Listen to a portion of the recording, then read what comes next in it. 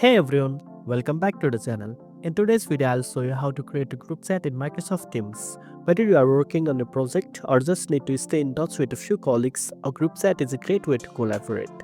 So, let's get started.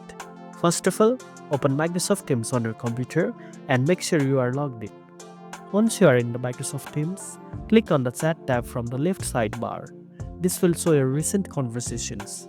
To start a new group chat, click on the new chat icon at the top of the screen. It looks like a pen and paper.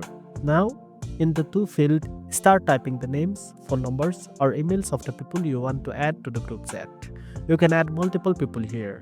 Once you have added the participants, enter a group name. This is required.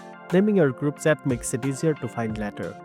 Type your first message in the message field and hit enter to send it. Your group chat is now ready and everyone can start chatting.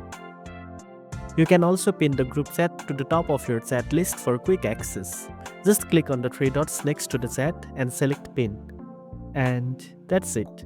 Now you know how to create a group chat in Microsoft Teams. If this video helped you, don't forget to like, share, and subscribe for more tech tips. See you in the next one.